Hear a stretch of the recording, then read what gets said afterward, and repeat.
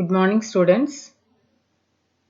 Today we are going to study about the continuation of the lesson internal hardware devices. In the last class we studied about the microprocessor. The microprocessor is also known as the central processing unit and it consists of three units: ALU, CU and MU. ALU means arithmetic and logic unit, CU means control unit, MU memory unit. And next one is the registers. That also I told you in the last class. Now we see about the registers. Registers are of two. One is MDR and the next one is MAR. MDR means memory data register. It reads the data from the memory and stores or writes the data it contains into memory. That is, it reads data and information from the memory and store or write the same into the memory again. Next, MAR. MAR means memory address register. The memory address register means here the CPU register that either stores the memory address from which data will be fetched to the CPU or the address to which the data will be sent and stored. What is the meaning of this? The MAR is a CPU register. It stores the memory address where the data or information will be stored and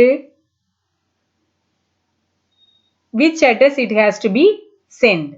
That is only the use of this memory address register. The computer presently uses digital circuits. These digital circuits based on clock signals which due to the circuitry triggers events. So here you all know nowadays we are using for the computer digital circuits only. That only given here. The no more you see that what is data that is given. Data means raw facts and figures. So what do you mean by raw facts? You can take that as number or textual messages or images, audio and video. So the output of the processed data is known as the information. So here is the 2 points. What is data definition and what do you mean by information?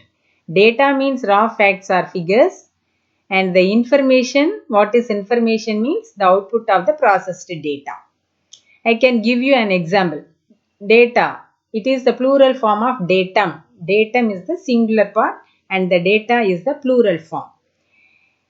I will give you example of data. Numbers means you can say 1, 2, 3 like that or 13 or 100 or 1000, 10,500 like that. Text means you all know the name of the address, your name and anything. Images also you know, audio and video you know. What do you mean by information? I am 10 years old. I am 15 years old. That is the information. Okay, now we pass on to the next one, SMPs. It is also one of the internal hardware devices. What is the abbreviation of this SMPs? Switched mode power supply. SMPs means the short form. Switched mode power supply or you can call this as switcher. What is this switcher? It is an electronic power supply circuit that switches power using the switching devices. That is, it converts the AC main power into the DC power. 230 volt AC main power into DC power. So it is widely used in number of electronic equipments. All the electronic equipments we are using this SMPs. It is very small in size and if you take this, it is very light in weight. It converts the powers using the switching devices. How it converts the power to AC to DC? Using the switching devices that are turned on or off at high frequencies. If you are turn on or turn off at high frequency, you can convert the AC power to DC using these switching devices. Now here you see there are 4 types of SMPs. They are AC to DC, DC to DC, DC to AC, AC to AC. Okay, is it clear SMPs? Now we pass on to the next topic, the hard disk. You all know hard disk. In lower class onwards you are studying about the figure. You see here, this is the hard disk figure. What is this hard disk? It has a large storage capacity. What can you do with this large storage capacity? You can store all the programs. What are all the programs? Windows and also MS Office, Paint, MSW logo. These are all the programs or software. These software are used for working on the computer. So all these programs will be stored in this hard disk only. Now you may ask me, ma'am, where is this hard disk? It is inside the system cabinet. You all know system cabinet means? That is the CPU. That is, you can see that in your lab. The 3 things are there. One is the monitor and another one is the keyboard. Next one is the system cabinet. Within that only we are having this hard disk. So what can you say about this hard disk? Here both the sides you can store the data.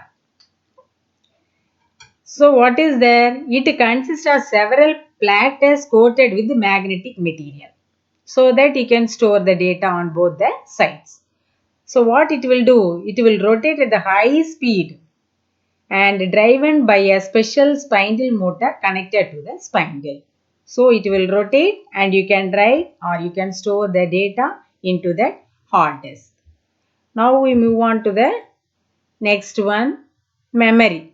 In the internal hardware devices, the next topic given in your book is the primary memory. Before that, I want to tell you what is memory and what are its types. You see, memory. Memory is the storage place. Okay, the memory is of 2 types. One is the primary memory and another one is the secondary memory. What is this primary memory?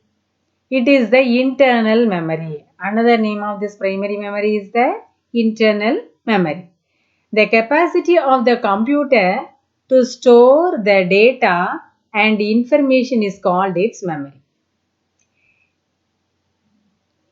What can you do with this memory, primary memory? You can store the input as well as the processing, that is calculation, and the output of the computer. It has a large memory. You can easily store text, picture, games, audio and video files in the computer memory. All you can store. Whether that may be a text or picture or images or video or games, audio, everything you can store in the primary memory only.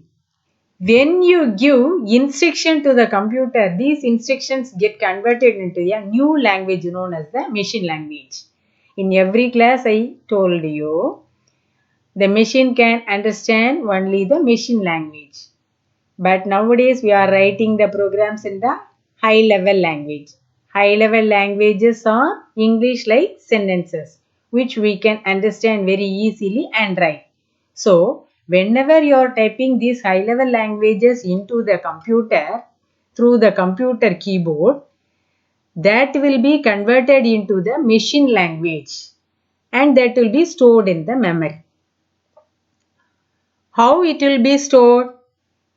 It will be stored in the form of zeros and ones. These zeros and ones are known as the machine language. We cannot understand the zeros and ones, but we can understand the high level language. So the zeros and ones are known as the binary digits, that is bits. Okay. Now you measure your height in feet and inches and our weights in grams and kilograms.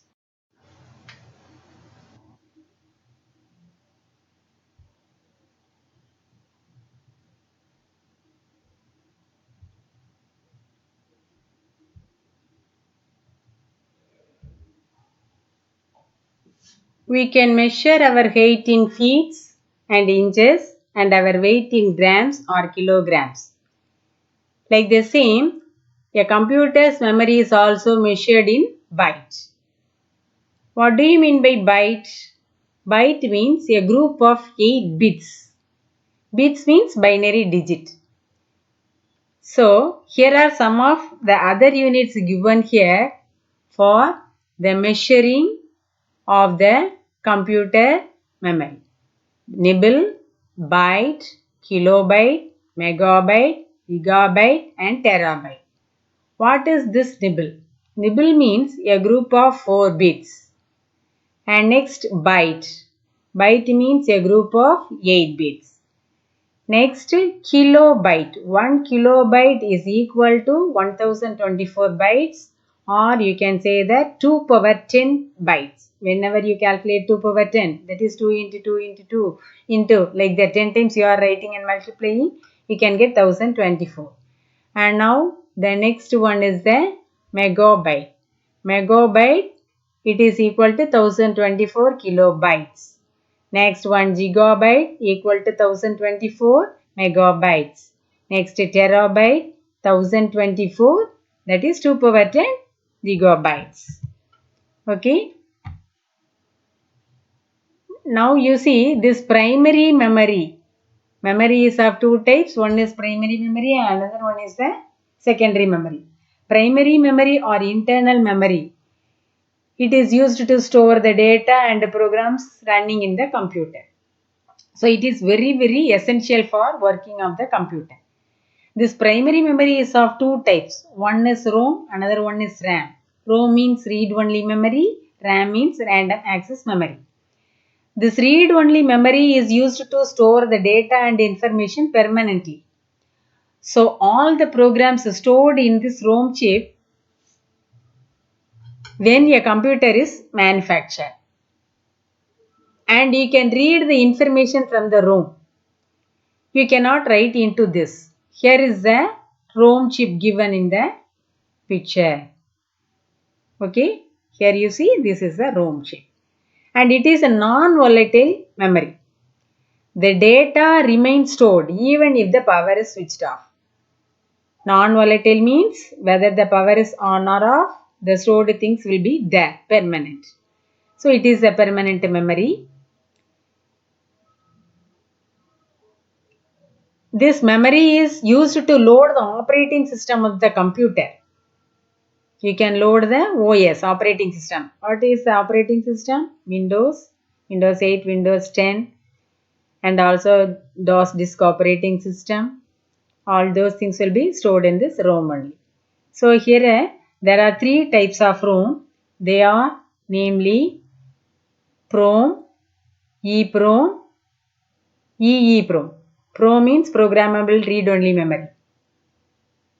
EEPROM means erasable programmable read-only memory. EEPROM means electrically erasable programmable read-only memory. Now we pass on to the topic random access memory. It holds the data temporarily. We can read and write the information into it. This is a volatile memory. That is, the data will disappear when the power is switched off. And also you can call this as read-write memory. You see the diagram of RAM chip is also given on the screen.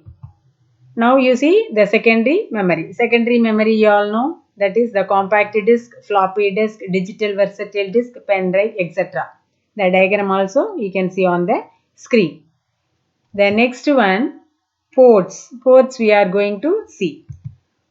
Ports are the mediator or interface between the computer system and other peripheral devices. We will see elaborately about the ports on the next class and its types. And modem also we will see in the next class. Okay. Now what is your homework, or what are all the points you should remember in mind? Just take your book and go through your book once, up to which the lesson completed. Next class we will see the remaining parts and we will do the book exercise activities. Okay, thank you students.